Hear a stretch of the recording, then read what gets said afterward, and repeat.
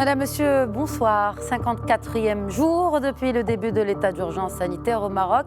Et à peine 6 jours après cette entrée en vigueur, la CNSS, ou Caisse nationale de sécurité sociale, a lancé un portail dédié à cette crise. Ainsi, pour les indemnités forfaitaires des salariés affiliés en arrêt de travail, et selon les derniers chiffres annoncés, plus de 900 000 demandes ont été enregistrées pour le mois d'avril seulement, tandis que les 2/3 des entreprises affiliées se sont, elles, déclarées affectés par la crise Covid-19. Établir une plateforme pour répondre dans l'urgence à une affluence plutôt inédite en si peu de temps, cela relève d'une prouesse technologique et humaine, il faut l'avouer. Oui, pour certains, les versements prennent du temps ou prennent du retard, et pour d'autres, les montants sont insuffisants. Et n'oublions pas que la responsabilité est l'affaire de tous, et parfois, compter sur la seule bonne foi de quelques entreprises s'avère être une grosse erreur. Nous ferons donc un bilan de toutes les interventions de la CNSS avec son directeur général par intérim, Abdelatif Mortaqi. Et puis en deuxième partie d'émission, la renaissance du Grand Maghreb suite au Covid-19. Un rêve ou plutôt une opportunité que défendra un des membres fondateurs de l'association Initiative pour la communauté économique du Maghreb, Hafid Boutaleb. Comment et pour quels résultats pragmatiques escomptés? Rendez-vous en seconde partie d'émission.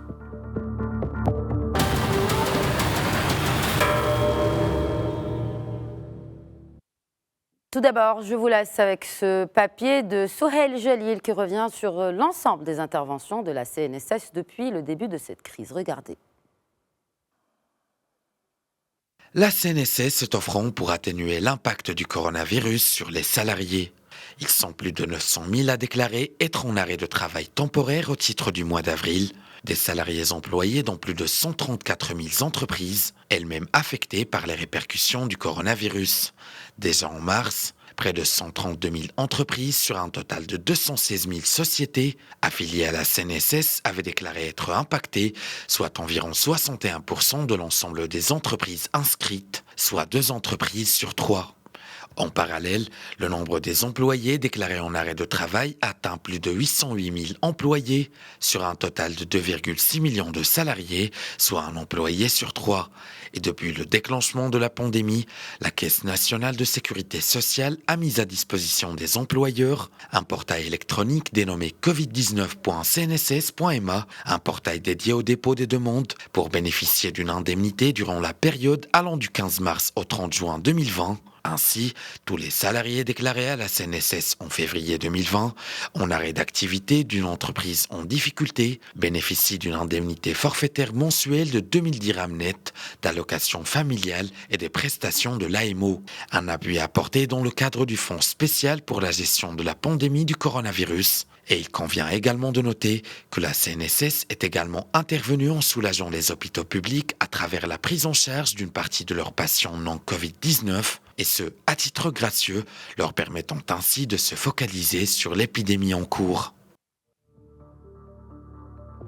Et nous joignons par Skype depuis Casablanca le directeur général par intérim de la Caisse nationale de sécurité sociale, la CNSS. Bonsoir Abdelatif Mortaqi. Bonsoir madame, merci pour l'invitation. Merci à vous de l'avoir accepté. Tout d'abord, une question d'actualité que beaucoup de personnes se posent.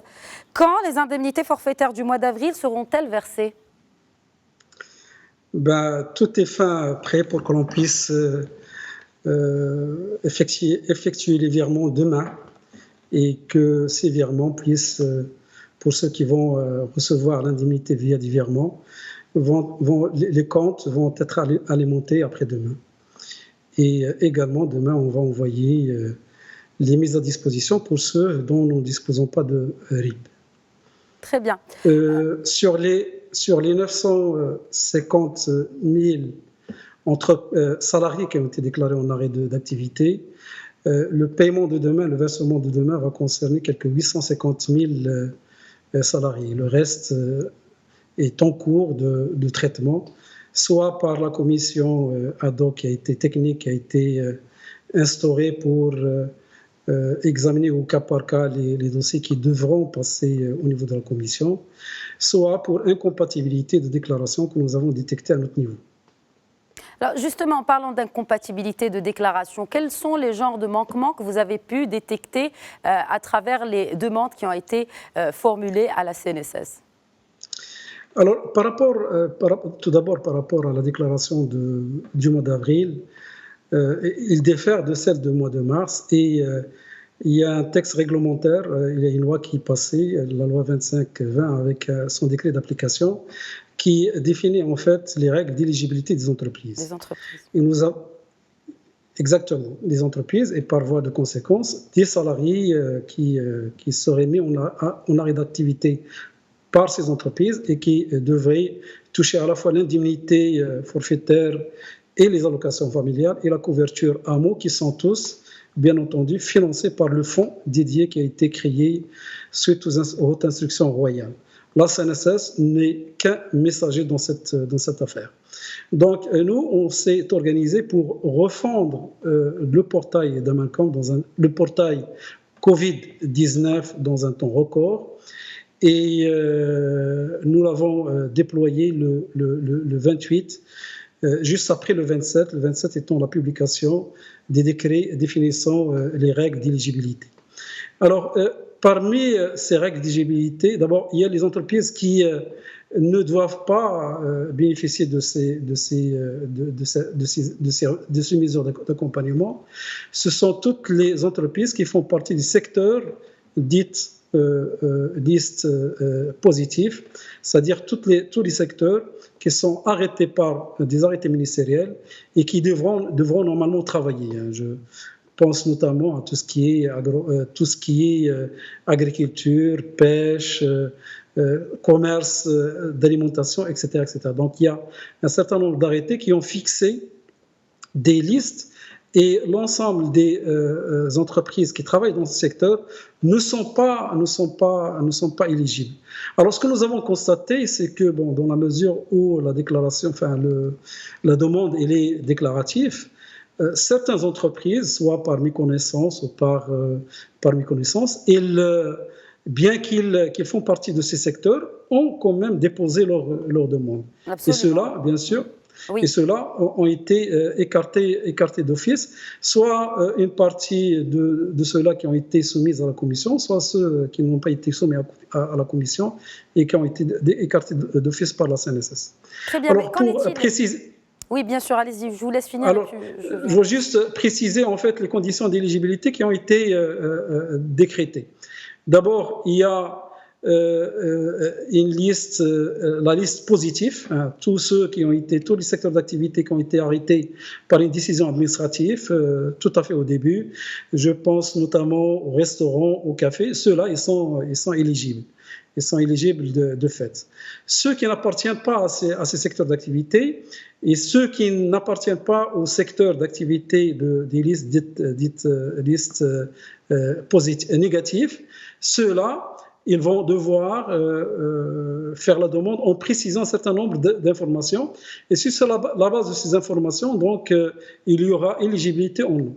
Alors, le premier cas, ce sont les entreprises qui ont perdu plus de 50% de leur chiffre d'affaires du mois comparativement au même mois de l'année précédente et qui ont déclaré moins de 500 salariés en arrêt d'activité. Ceux-là, ils sont éligibles d'office. Très bien. Par contre, les entreprises qui ont soit perdu entre 25 et 50%, soit ils ont perdu plus de 50%, mais ils ont quand même déclaré plus de 500 salariés. Ceux-là, ils passent par la commission ad hoc qui est présidée par la direction du budget des finances et qui statue sur les cas. Donc, cette commission, elle a travaillé d'arrache-pied. Nous-mêmes également, nous avons assuré la permanence pour permettre aux entreprises de faire les déclarations, il faut le dire, dans un délai très court, parce que nous n'avons pu ouvrir le portail que le 28 et on devait le fermer le 3, parce que le 3 était une date qui est fixée par décret, on ne pouvait pas la dépasser. Et donc, la commission technique, elle a travaillé, même le jour férié, le jour le 1er mai, le samedi et le dimanche, pour que l'on puisse accompagner les entreprises qui qui ont déclaré. Ils étaient, vous l'avez dit, ils étaient plus de 134 000 entreprises qui ont télédéclaré des arrêts de travail pour le compte de 950 000 salariés qui ont été mis en arrêt. Abdelatif Mortaqi, qu'en est-il des mesures pour les entreprises qui n'auraient pas recouvert l'ensemble de leurs activités, notamment le 50% que vous avez cité, le minimum, après le mois de juin? Toutes ces mesures, elles prennent effet pour l'instant. Le comité veille économique l'a bien précisé. Ces mesures vont s'appliquer à la date d'aujourd'hui pour le mois d'avril, mai et juin. Oui. Et par la suite, ça pourrait être prolongé en fonction de la situation qui va soit perdurer, soit s'arrêter. Nous espérons que ça s'arrête pour essouffler moins notre économie. Très bien. Une dernière question avant de passer à la question des polycliniques de la CNSS. Comment le barème des indemnisations a-t-il été établi? Les polycliniques de la CNSS, ils ont été mis à la disposition suite à la demande des autorités locales. Et ils ont été, bien entendu, mis à leur disposition de façon gracieuse. Donc, c'est une autre façon pour nous de participer à la lutte de cette pandémie. À présent, il y a 5 polycliniques qui ont été mises à la disposition des autorités locales et qui reçoivent directement qui reçouvent ou qui vont recevoir les patients Covid-19. Il y a Ziraoui qui a été mise en premier lieu à la disposition de la wilaya de Casablanca. Il y a également la polyclinique de Tanger qui a été mise à la disposition des autorités locales de Tanger. Ces deux polycliniques, aujourd'hui, ils reçoivent des patients Covid-19. Ils ont reçu un peu plus de 220 aujourd'hui. Il y a une partie qui est sortie et le reste il continue à recevoir les soins au niveau de ces polycliniques. Il faut préciser que en accord avec les autorités locales, nous ne recevons pas les cas graves. Les cas graves sont immédiatement, les cas critiques ou sévères, sont immédiatement orientés vers les CHU. Les CHU. Très bien. Voilà, je reviens juste à ma question, si vous le permettez, il nous reste très peu de temps. Comment le barème de ces indemnités, de ces indemnisations a-t-il été établi? Alors, le barème l'indemnité forfaitaire, il est de 2000 dirhams. Ça a été toujours été 2000 dirhams. Ce qui est nouveau par rapport au mois d'avril, c'est que on a introduit la notion d'arrêt, de déclaration d'arrêt partiel de travail.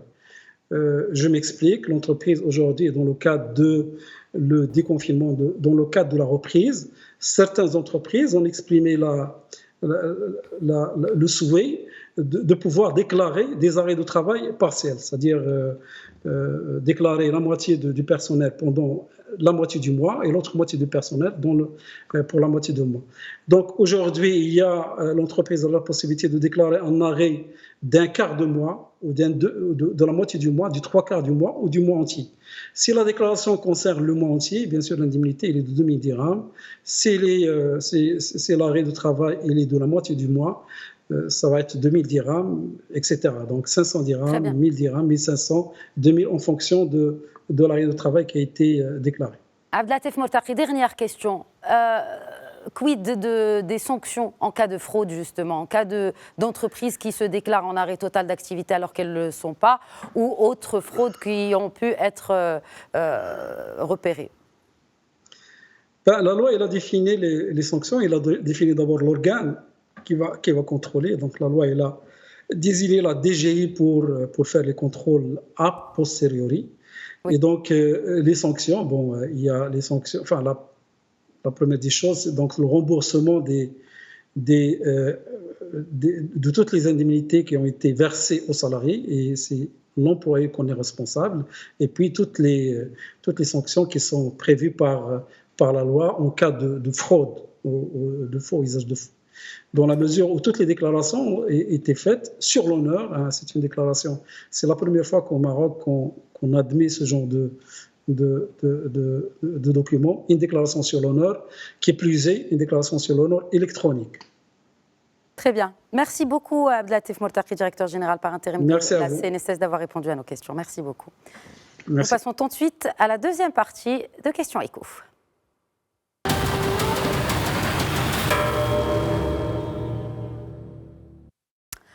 Et en cette seconde partie d'émission, nous nous penchons sur l'avenir du Maghreb post-Covid-19 avec notre invité Hafed Boutaleb, qui est membre fondateur de l'association Initiative pour la communauté économique du Maghreb. Mais avant de l'accueillir, suivons ce papier de Sohail Jalil sur l'impact du coronavirus dans les pays du Maghreb et les perspectives de reprise économique émises par le FMI, le Fonds monétaire international. Presque aucun pays au monde n'échappe à la pandémie, encore moins au Maghreb. La région était déjà confrontée à des défis antérieurs à la crise, caractérisés notamment par une croissance économique bien trop faible par rapport à sa démographie. Du coup, cette pandémie est venue compliquer la situation et pèsera lourdement sur les budgets nationaux et les balances des paiements, notamment que la chute des prix du pétrole est un facteur aggravant pour les pays exportateurs, en particulier l'Algérie et la Libye. Face à cette situation, le véritable défi auquel est confrontée la région du Grand Maghreb, riche en pétrole, en gaz, en produits agricoles, en plus de son potentiel touristique, est de s'intégrer pleinement et plus rapidement dans les flux commerciaux internationaux. De ce fait, et comme initiative de l'après-corona, le Grand Maghreb créerait un marché régional de près de 100 millions de personnes, chacune disposant d'un revenu moyen d'environ 4 000 $ en termes nominaux et d'environ 12 000 $ en parité de pouvoir d'achat et de surplus. Une pleine intégration économique de la région permettrait une hausse importante du PIB et du taux de croissance de chacun des pays du Grand Maghreb. D'autant plus que d'après les projections du FMI, le gain de croissance découlant de l'intégration commerciale sur la période 2018-2023 serait de 1,6% en Algérie, 3,9% en Libye, 3,4% en Tunisie, 5,5% en Mauritanie et 4,1% au Maroc. Et nous établissons le contact via Skype avec Hafed Boutaleb. Bonsoir Hafed Boutaleb. Bonsoir Khadija. Alors, je voudrais tout d'abord commencer par cet espoir que vous avez émis en tant qu'association vers un avenir d'un Maghreb uni après cette crise du Covid. Comment cela ? C'est pas un Maghreb uni, c'est juste déjà aller sur la première étape qui est la mise en place d'une communauté économique, c'est-à-dire harmoniser ou supprimer les barrières douanières et puis harmoniser un peu la législation, les normes. Et donc voilà, c'est surtout la première étape. Et pourquoi considérer que le Covid-19 est une opportunité ? Parce que plus que jamais aujourd'hui, nos pays ont été touchés par la crise économique internationale, plus qu'en 2008. On parle de la plus grave crise économique depuis 1929. Et donc, plus que jamais, nous avons besoin de s'outiller, de mettre tous les outils de notre côté pour pouvoir avancer. Et aucun pays ne peut, entre guillemets, se payer le luxe d'ignorer ne serait-ce que 0,1% de croissance économique supplémentaire. Et comme vous venez de le souligner dans le reportage, l'intégration économique du Maghreb ferait à peu près en moyenne 2 à 3% de croissance économique supplémentaire par pays. Et aujourd'hui, pour faire face à cette crise économique, des centaines de milliers d'emplois qui risquent de disparaître, des milliards de dollars ou des dizaines de milliards de dollars qui sont en enjeu, il faut rassembler tous les atouts de notre côté. Et parmi ces atouts, bien sûr, figure une meilleure intégration, un meilleur dialogue entre les pays du Maghreb. Donc les pays du Maghreb, ce sont les pays signataires de la charte de l'UEMA, de l'Union du Maghreb arabe, en février 1989 à Marrakech. Et c'est la Mauritanie, le Maroc, l'Algérie, la Tunisie et la Libye. Donc rapprocher économiquement ces pays permettrait peut-être de faire que cette sortie de crise serait moins douloureuse que ce que pronostiquent aujourd'hui les économistes. Mais certains de ces pays sont déjà proches économiquement, Hafed Boutaleb. Alors concrètement, comment les rapprocher davantage et comment établir de nouveaux liens économiques entre différents pays du Maghreb ? Dans le court terme, au moins. Déjà, je suppose que quand vous dites qu'il y a des pays proches économiquement, peut-être vous faites référence à la Tunisie et l'Algérie. La Mauritanie également. la Mauritanie peut-être avec le Maroc, mais Oui. ceci dit, c'est pas suffisant. Ce rapprochement économique n'est pas suffisant. Le Fonds monétaire international, lorsqu'il parle d'un manque à gagner de 1,6% pour l'Algérie de croissance par an, donc c'est 1,6 de croissance à rajouter à la croissance qui existait déjà aujourd'hui. Pareil pour 4% pour le Maroc. C'est parce que le Fonds monétaire international dispose des études nécessaires, et pas que le FMI, même la Banque mondiale et d'autres organisations internationales, et même les ministères des pays respectifs, le ministère des économies et des finances des pays respectifs, ou le Haut Commissariat au plan, etc., disposent des données nécessaires pour affirmer que en levant les barrières douanières, par exemple, en garantissant la libre circulation de tous les individus. Quand on parle de la Tunisie et l'Algérie sont certes, aujourd'hui, il y a une libre circulation entre les pays, mais elle est bloquée malheureusement à l'ouest de l'Algérie, et cette frontière entre l'Algérie et le Maroc qui est fermée, c'est une des 3 ou 4 frontières dans le monde qui sont fermées, et la région du Maghreb, c'est la région la moins intégrée économiquement.